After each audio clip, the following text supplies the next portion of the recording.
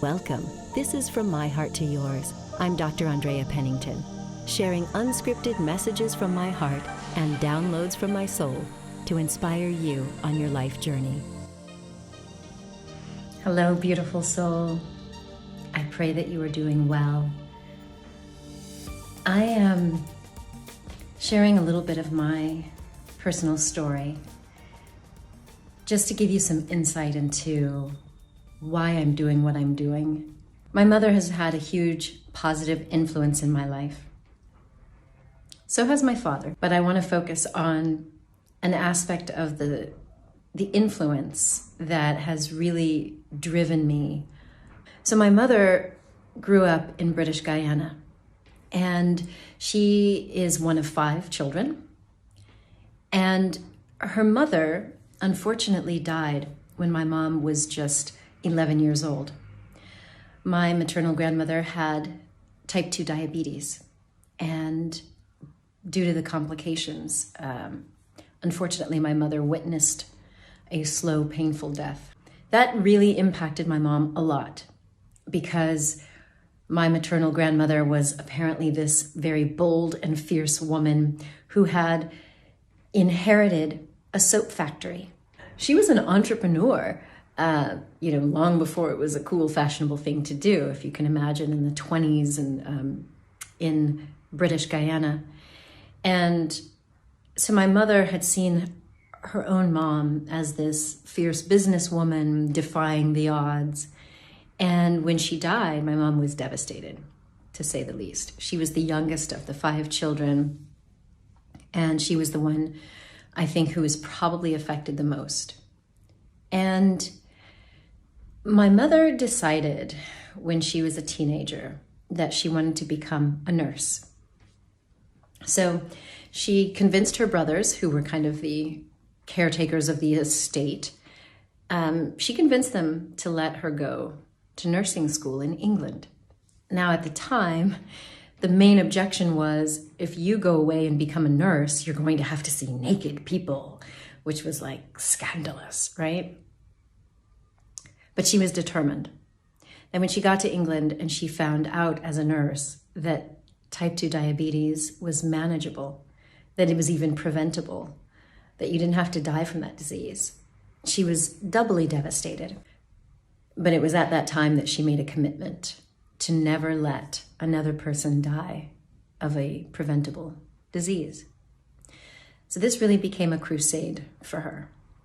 But in the course of her leaving her home country of Guyana, moving to Great Britain to do nursing school, being no longer under the watchful eye of the family, she started to explore life. And she often would tell me stories about, this very handsome German boy that she dated, and how she would go out dancing. And she remembers telling me that, I remember her telling me this phrase. She said that, growing up in Catholic school, she remembered that Mother Superior said, "The sin is not in the doing, it's in the overdoing."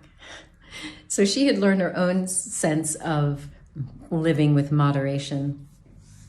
My mom really loves great music, particularly reggae and soca. She loves to dance. And growing up, I remember my mom always going to like the governor's ball in Colorado and dancing. And she loved to party in her version of the word.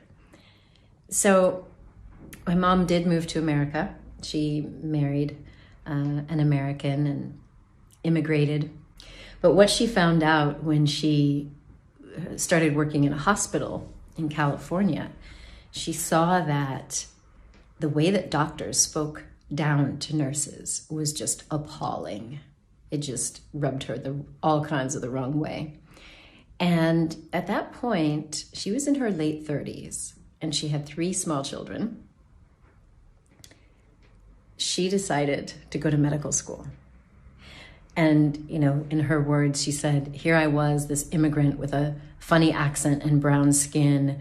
And who did she think she was? to go into this very paternalistic system, but she did. She got into med school and defied all odds. She tells the stories often about what it was like to kind of like school these physicians on what it could be like to be compassionate and caring and not have to be so domineering just because you have an MD after your name.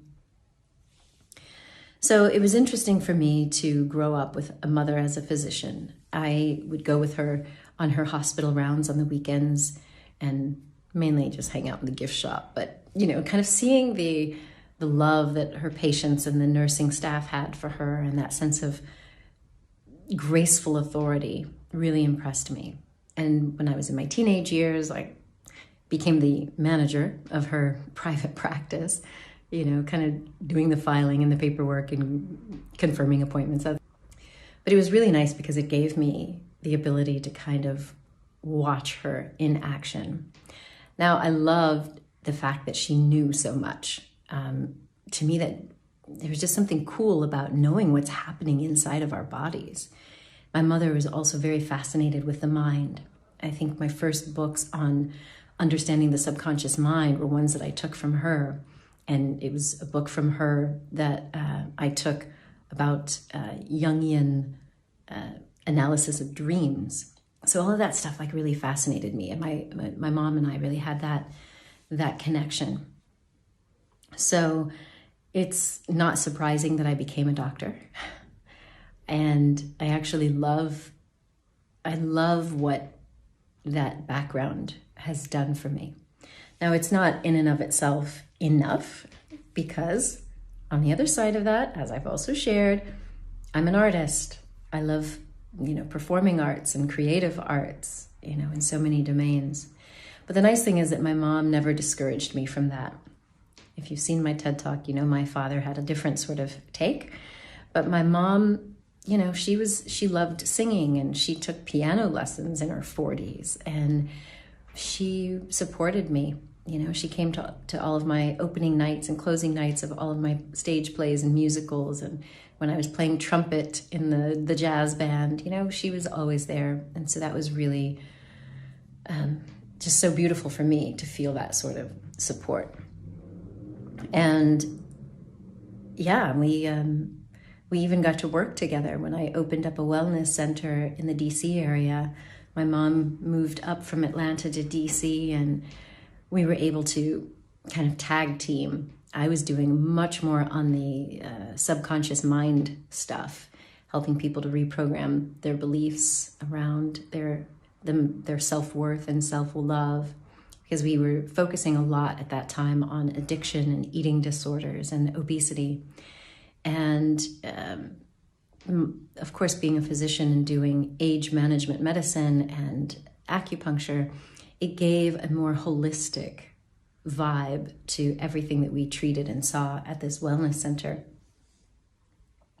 And it was probably after I had my daughter, closed the center, moved to France, I was hearing that sometimes the conversations with my mom, she was losing certain details. Right now, at the age of 87, she's got pretty advanced Alzheimer's. And that was really hard to watch because she was also a very feisty, fierce, and proud woman. So to have watched her go through losing her memory and now becoming more dependent on other people, that was really tough for her, and it was tough to watch.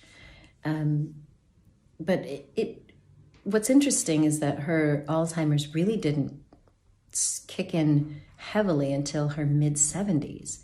And now talking to more of the family members, all of her sisters and brothers had cognitive decline and most likely Alzheimer's dementia, some as early as their 40s and 50s. And so I think it's the healthy lifestyle, that idea of doing things in moderation, dancing and partying and being, she was in that Jane Fonda aerobics craze during the 70s, 80s, whatever that was. So she remained fit, she ate well, she slept well, she partied well, she traveled the world. And she really was a model of a woman who defied convention and did things her way, in every way. And that really has been an influence that has stuck with me. So a few years ago, my daughter and I were visiting my mom, and this was just after my TED Talk went live, the first TED Talk that I did in Monte Carlo called Become Who You Are. That was kind of a big deal for me. Now, of course, most people can see or hear me, and I'm completely out about my life, about being very woo-woo, being a spiritual teacher now more than I'm a doctor or coach or anything else. But that TED Talk was really the first time that I admitted how much I struggled with depression and anxiety when I was more in the box, more just literally being a doc in the box, working for Discovery Channel and hosting documentaries and doing the news, but in a very confined, branded way. And so doing that TED Talk, admitting that I had depression, admitting that I had had a spiritual awakening with this out-of-body, near-death-like experience was a big coming out for me. And so being able to pull out my laptop on the bed, sitting there with my mom, I had her watch it. And this was at a point with her dementia where she still had a good 20 minutes of memory, and then she'd forget things that had just happened. So she got to watch this TED Talk. And at the end, there goes the applause. I closed down the laptop, and she just started to nod. And she said, "Well done. I can tell you're doing the master's work." And for my mom, with her good Catholic background, she's always talked about the master, God, and that we're here to really do God's work. And then she said to me, I have lived a really full life. Of course, I'd love to go dancing a little bit more and have a boyfriend. But if I were to cock up my toes and meet my maker, I believe he would say, "Job well done." And that just really touched me, because I, at the time, was really struggling watching my mom deteriorate, seeing her memory go when she had been the most intelligent woman I had seen up to that point. But hearing that she didn't have any regrets because she has lived a full life her own way as her authentic self, doing all of the things that even her family would never have agreed to, doing things that the patriarchal medical system in America might not have agreed with. She lived life fully and on her own terms. And so it was just so touching for me, because after she said that she could die at that moment without regrets, she said, "Yeah, you're doing your master's work. Keep going, keep doing it." And she said, "Of course, I wish that you and my granddaughter were in America more, but if you love France, that's where you need to be." And it was as if she was giving me her blessing. Not that I needed it, because I've already lived in France. I've been living my life pretty powerfully. But that statement at that moment, especially after seeing that first TED Talk, which was at that time very pivotal in my life, it was a big moment. And having the confidence that I now have today around who I am and what I stand for and where I've been and the vision for where I'm going, I feel 100% aligned. Part of what we do in the Buddhist tradition is we meditate on our own death.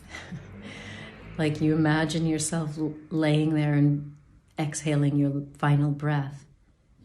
And I often think back to my mom, and I wonder, if I were laying on my deathbed, could I go out like she is ready to go out, with no regrets?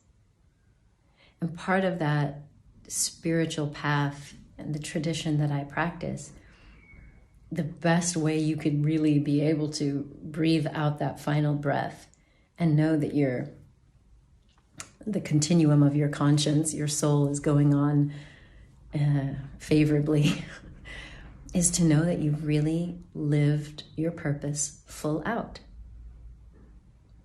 And that you've contributed in this world in a positive way, generating merit or positive karma, turning away from doing things that are just egoic or selfish. And over the last few years, I've been able to more and more and more dedicate all of my time, all of my business affairs, and the work that I do to living my purpose full out. It's not just a side thing. The spiritual teaching that I really fully believe is my life's purpose is not just a side thing. It is front and center. It is the number one thing that I'm pursuing in every area of my life. And so this idea of living and dying without regret is a central theme that you'll hear with me and with my colleague and partner in Diamond Life Design, Derry Llewellyn-Davies.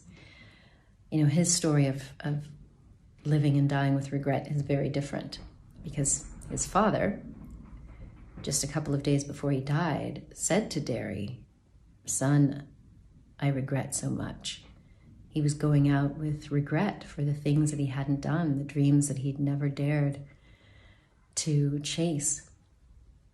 And so this theme of living without regret and living as your authentic self is 100% of why I do what I do. To be able to hear my mother say those words was like the greatest sense of fulfillment that I could have for her, even as she continued to lose her memory and become more and more dependent. Knowing that she's lived her purpose and feels that she's ready to meet her maker, as she puts it, that's phenomenal. And that's what I want for you.